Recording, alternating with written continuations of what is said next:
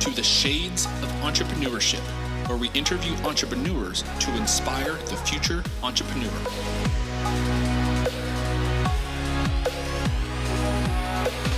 I'll be your host, Mr. Gabriel Flores. So grab a drink, sit back, relax, and enjoy the show.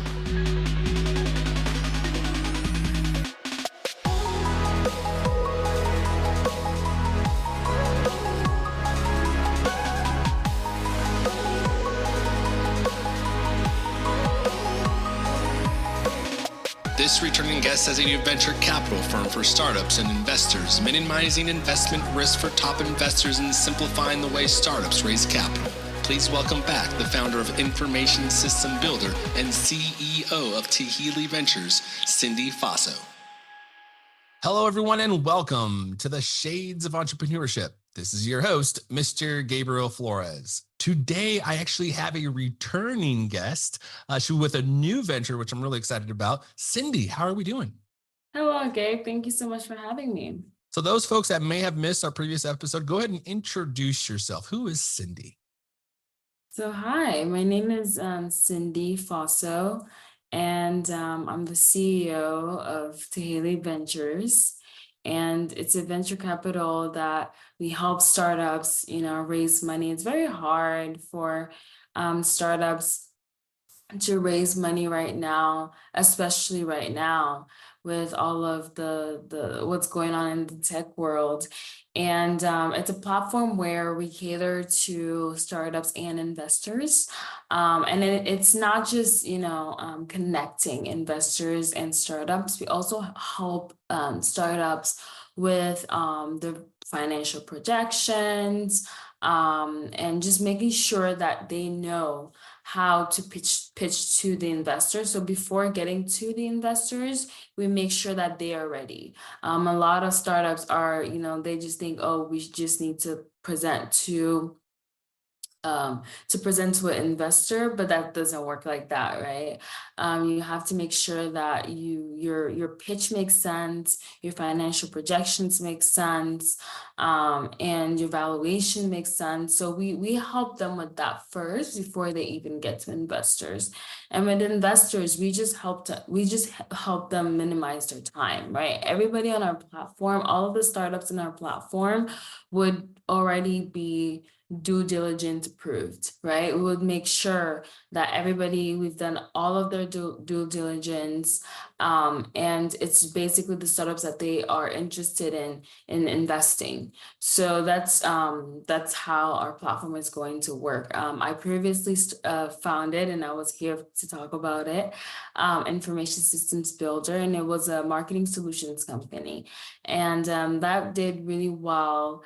And I think what I found out with my marketing solutions company was a lot of startups had a lot of trouble with raising capital, right? And I worked for a deal partner previously, and I've just been passionate about just helping startups and also just helping investors, making sure that it's the best of both worlds, I would say, in one platform.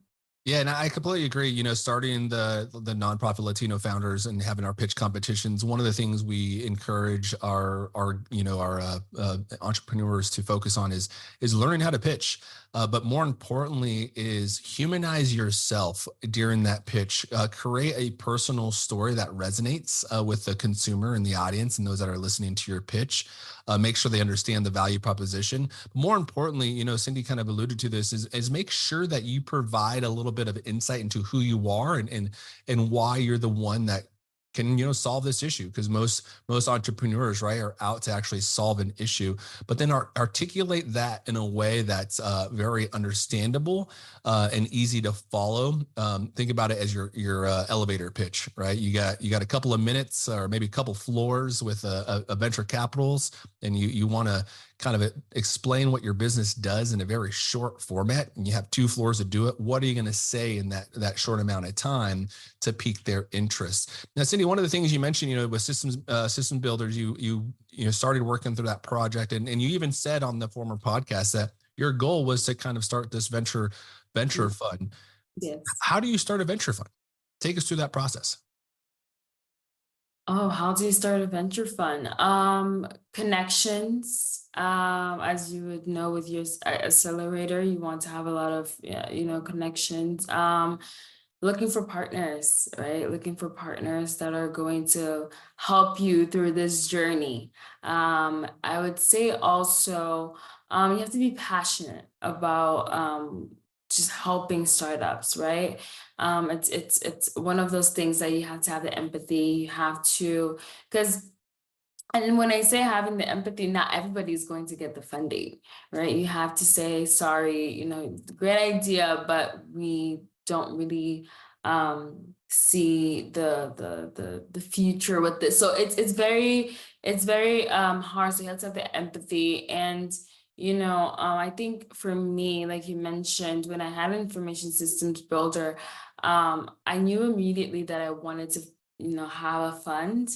And then I talked about it in the previous podcast. And because I knew that I wanted to start this fund, I think that early on, I always had it in mind. So if I, went to conferences, if I was doing interviews, I always just put it out in their universe, or I always said, hey, if I meet venture capitalists, like, hey, I am actually thinking of, having my own fund that's going to cater to investors and startups, and I would just start talking to startups that I was a startup too, and I would ask, what are the pain points, of, raising capital? And they would, tell me what they're going through, the journey that they're going through, and they're going to meet this investor and this investor. And one of the main points that they always said was it was very hard to just meet investors. Like, where do you go to meet investors? How do you get the appointments? How does it work? You would be surprised, a lot of startups have, especially those first times, just those first time founders, they have a really hard time figuring it out. And that's what I found out, and I knew that I definitely needed to release this fund.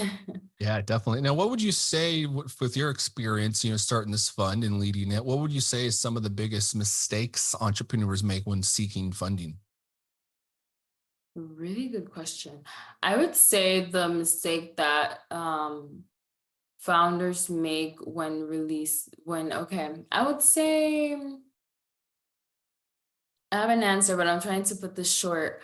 I would say the biggest mistake is thinking that their pitch is for every investor and not making their research. I think if I know that I am going to meet Gabe and he's an investor, I need to make sure to find out, what do you care about, right? There's some investors that care about the product. They don't care about the financials. They don't care about anything. They care about, is this product going to change the world?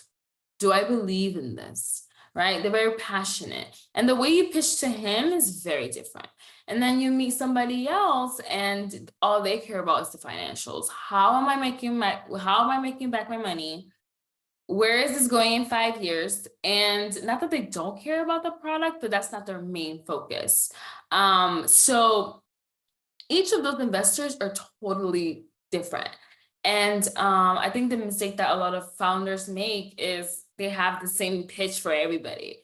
And they take a long time to explain a specific pain point that the investors don't really care about. And then they miss the opportunity for what they really care about to really explain and to really dive deep. So I would say just doing research before pitching.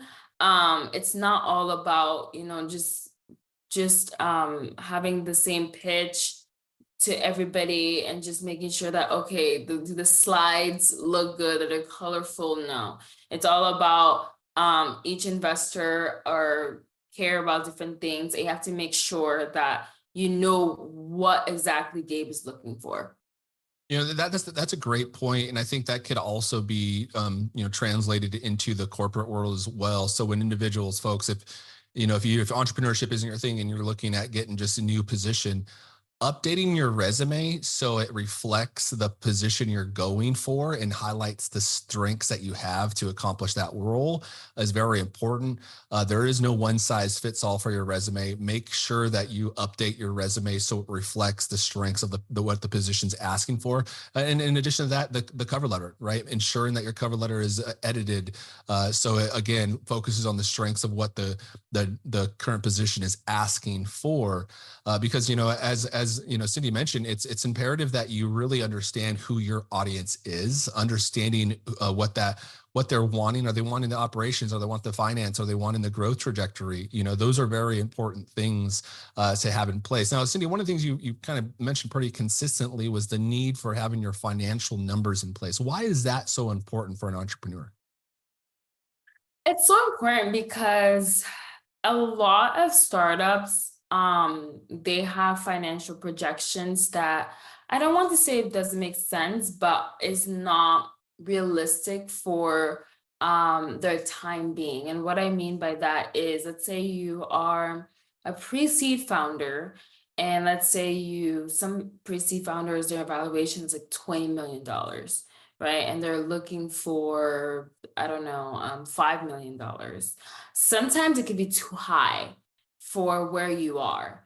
And I would say that your financial projections has to be very realistic so that when you're looking for funding, a lot of investors don't leave the meeting thinking they're dreaming. What was that?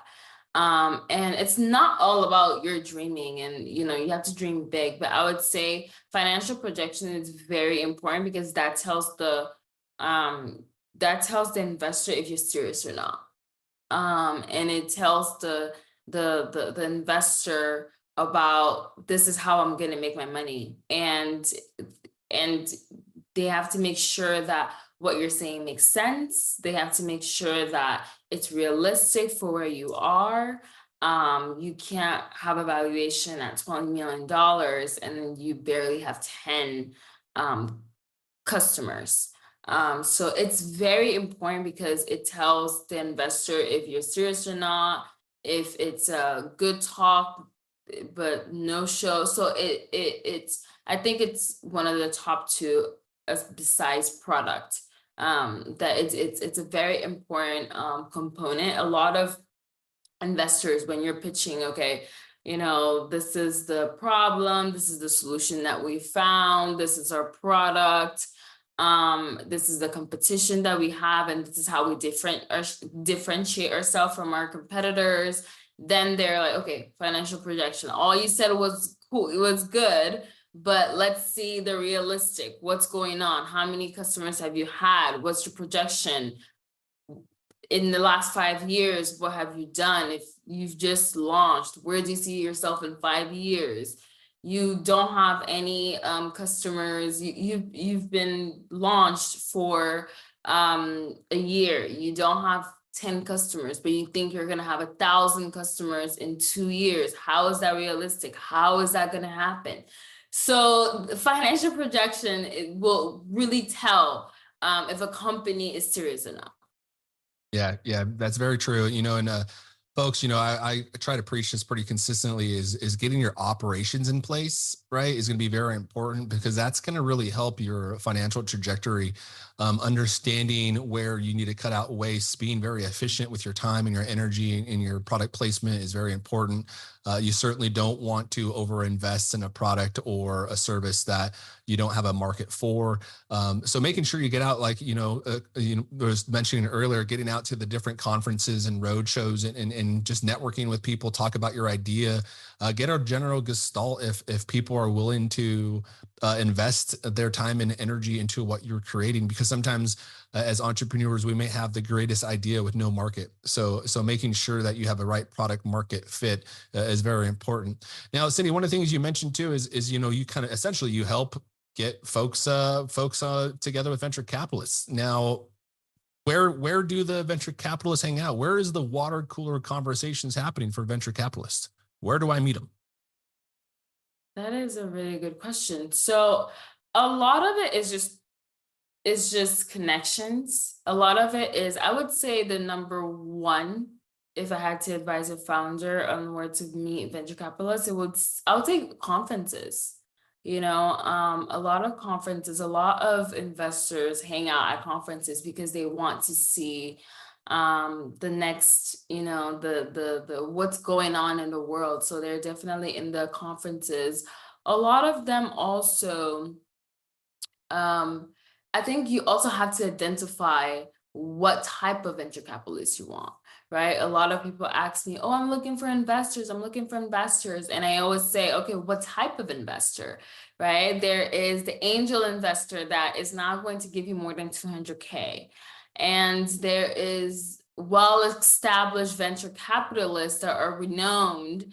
They are not going to be walking around the street. You're not going to see them there.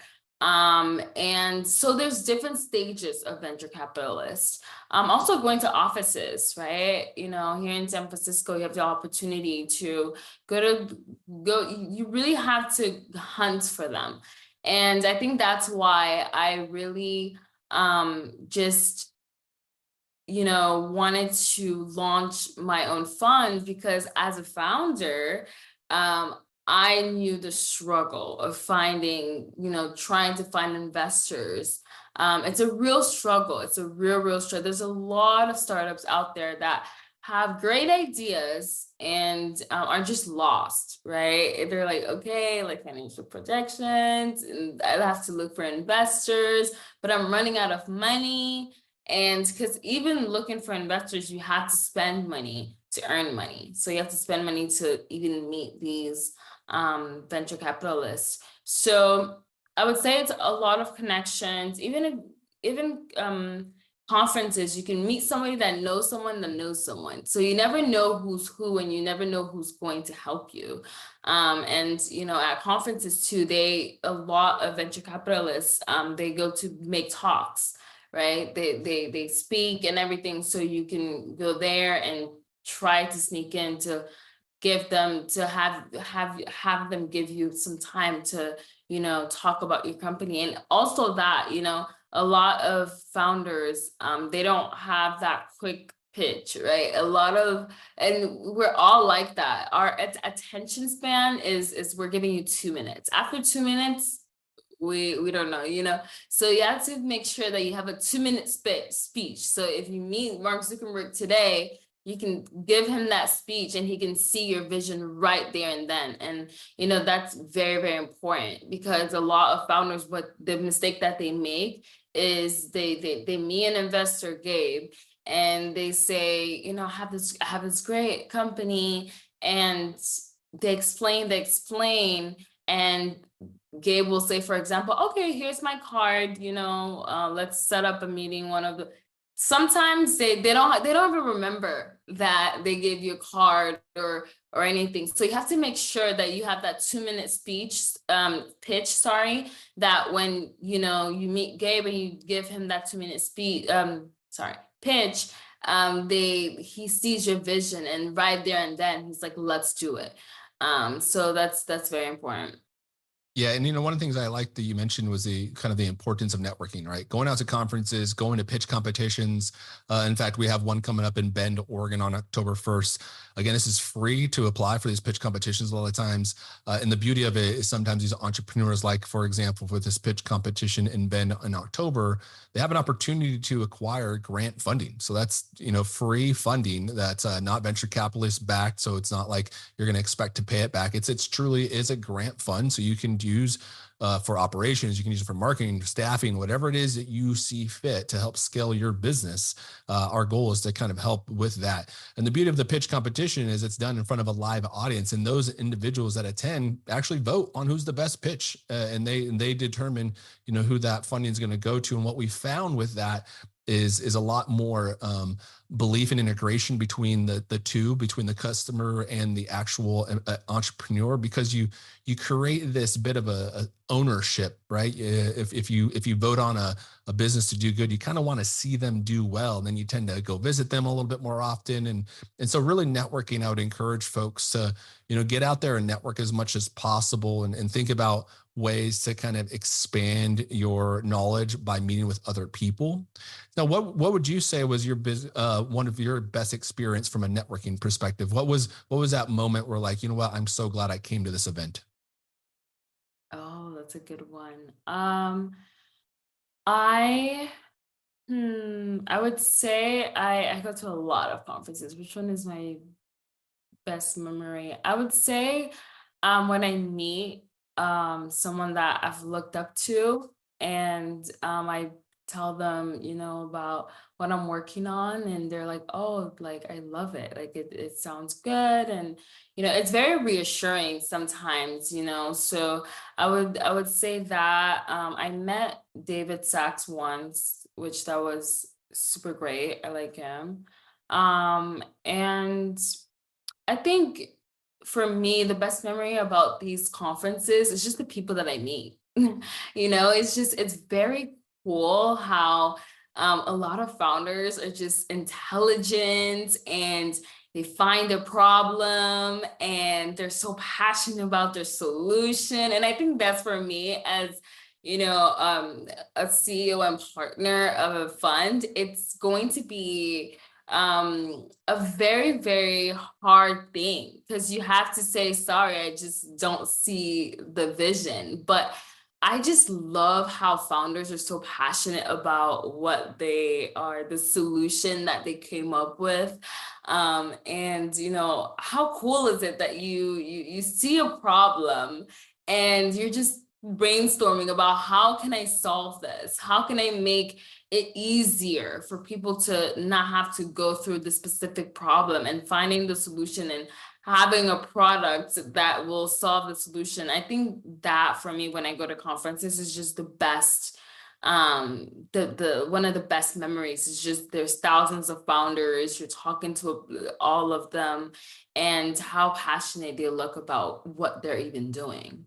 I completely agree. The networking opportunity at conferences is it's just gold. But more importantly, when you go up to an individual that has done a successful business, they're actually more than willing to share a lot of information with you. It's kind of like in the healthcare world, see one, do one, teach one. And that's pretty much entrepreneurship, right? You got to see it at first, then you got to do it, and then you got to teach someone else how to do it, because that is actually going to make you better. It improves your core competency within that area, especially when you begin to teach somebody else how to do it. It just continues to amplify your expertise. Now, Cindy, before we go, is there any last words you have to say for the guests that are listening, or do you have any events coming up?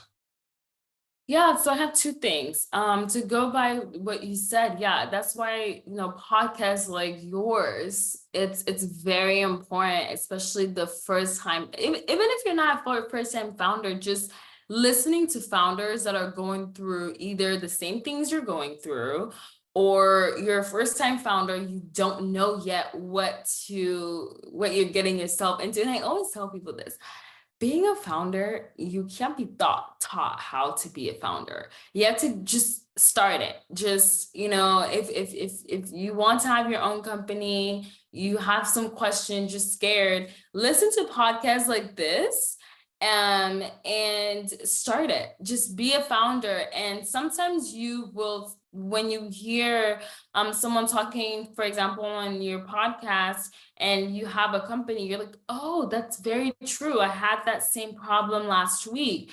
And it helps you navigate that specific problem. So I would say that. And then number two, what I wanted to touch on is when it comes to networking, never underestimate anybody. I think a lot of people, they say, oh no, I was a founder before, I sold my company, or I know everything. You never know everything. You never know who's going to help you. The knowledge that anybody has is gold, right? Even if I've had a company before, and I have a fund, if I meet a founder that's a first time founder, I will always try to listen to the person. I might learn something, it might be very small, but it could help change my perspective on something that will be very big.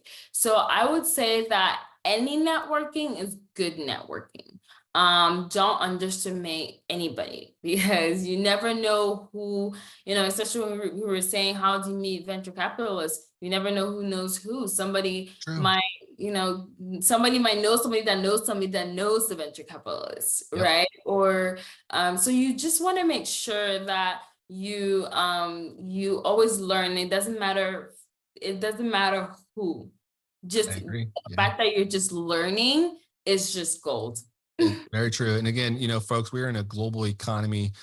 Get out there and meet folks from other, races, other demographics, other orientations, other cultures, because you're going to learn so much from them. And as Cindy mentioned, the world is moving pretty quickly. Look at AI. Wasn't 5 years ago wasn't really a consideration, and now it's pretty much the talk of everything. And so adapting to that, as Cindy mentioned, you don't know everything because something new is probably right around the corner. And so if you're not getting comparatively better, you're getting competitively worse. And so and it's also important to continue to understand what the market's doing, understand how the market's changing. And the best way to do that is to get boots on the ground and talk with the people, on the street level that are actually the ones influencing those changes, because of, a new generation is coming in and you like to do things differently. Well, understanding what those things they do are important, because then you can actually create a business model around what they consider valuable. So again, folks, I really do encourage get out on the networking. Cindy, thank you again so much for coming back on the show, talking to us about the venture fund.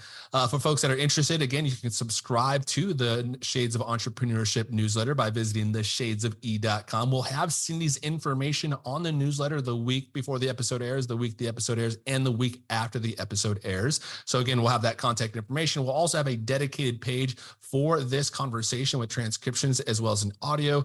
And then you can follow us on the social sites, Facebook, Instagram, TikTok, YouTube. Visit at the Shades of E. And if you are so much so inclined, you can visit Patreon, become a patron of the show for as little as $5 a month. Help support the podcast keep moving forward, and allows me to bring phenomenal individuals like Cindy on here to talk about their new ventures. So again, Cindy, thank you again so much for joining us on the show. I'm really excited to kind of see how you continue to grow, and I'm sure we'll be in discussions because again, we got the pitch competition. So if we're looking for venture funders, I'll definitely start to tap you on the shoulder. Hopefully we can find some good individuals that will work well within your portfolio. No, absolutely. Come on. I love it. All right, folks. Well, again, don't forget to subscribe at the Shades of E. Thank you and have a great night. Thank you for tuning in to the Shades of Entrepreneurship. For more information, please follow the Shades of E on Twitter, Instagram, Facebook, or visit theshadesofE.com.